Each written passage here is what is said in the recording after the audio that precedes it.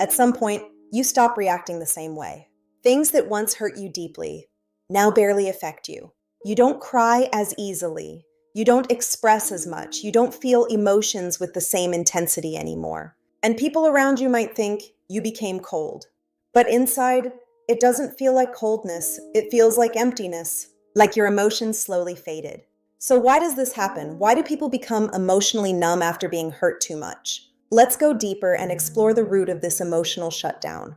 The human mind can only handle so much emotional pain at once. Disappointment, stress, rejection, emotional exhaustion, and when those experiences repeat for too long, the mind adapts, not by becoming stronger emotionally, but by becoming less emotionally reactive. Because feeling everything all the time becomes overwhelming. Now imagine this. At first, you care deeply, you react strongly, you feel everything intensely, you stay emotionally open.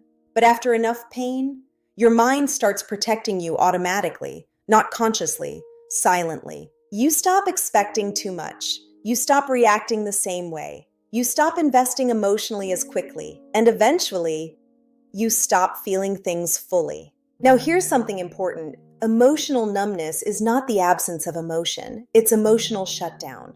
Your emotions are still there, but your mind creates distance from them because distance feels safer than feeling overwhelmed again.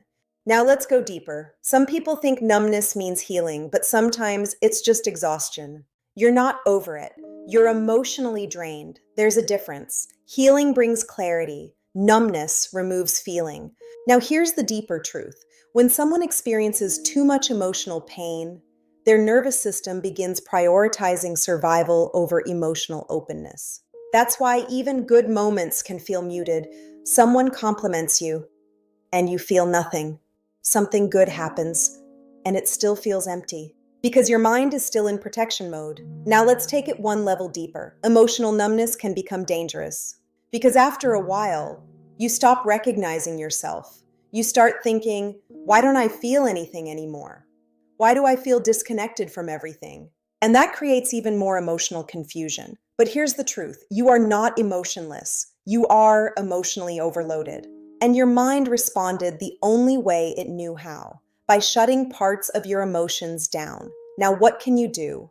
First, stop forcing yourself to feel normal immediately. Emotional reconnection takes time. Second, create moments where you slow down enough to notice your emotions again, not to judge them, just to notice them. And third, understand that emotional numbness is often a signal, not a personality trait. A signal that your mind has been carrying too much for too long. Now, here's something powerful. The goal is not to become emotionally sensitive again overnight. The goal is to slowly feel safe enough to reconnect with yourself. Because emotions don't disappear forever. Sometimes they simply go quiet to protect you. So if you feel emotionally numb, don't panic. Look deeper. Because numbness is not always the absence of emotion. Sometimes it's the result of too much pain carried for too long.